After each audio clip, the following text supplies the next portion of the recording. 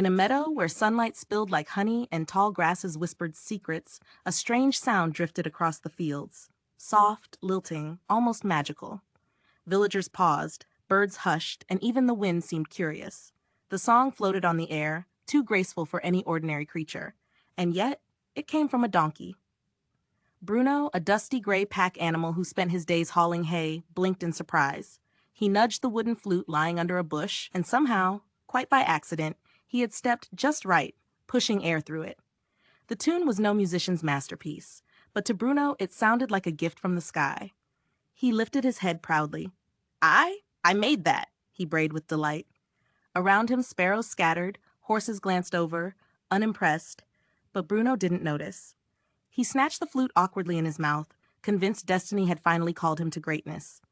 Under the shade of an old oak, he dragged the flute along the grass, blowing by accident again, creating a broken but oddly sweet melody. He imagined crowds cheering, his name echoing across the land. Soon others gathered, not in awe but confusion. The farmer's dog cocked his head, the sheep blinked, even the barn cat stopped mid-yawn.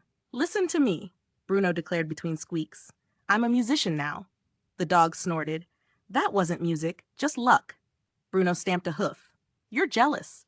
And with that, he strutted through the meadow, puffing air through the flute, convinced he was born special. But the truth was painfully clear to all. His melodies were clumsy gusts of chance. Days passed, and Bruno practiced, if one could call stumbling over reeds practice. Frustration replaced excitement. "Why won't it sound beautiful again?" he brayed, trying to repeat the tune from that first moment. The farmer, watching from afar, approached gently. "You believe you're a musician because of one accident," he said, "but real music takes patience, learning, humility." Bruno's ears drooped. "But it sounded so perfect before." "That was the wind, Bruno, and your hoof happened to be in the right place." The farmer knelt and set the flute before him. "If you want to make music, then learn it. Don't pretend you already know." Bruno stood silent, the meadow around him quiet again. Pride collapsed into something heavier. Truth. He lowered his head. "I want to learn," he whispered. The farmer smiled, showing him gently how air should flow, where pressure mattered, why practice shaped sound. Progress was slow, painful even.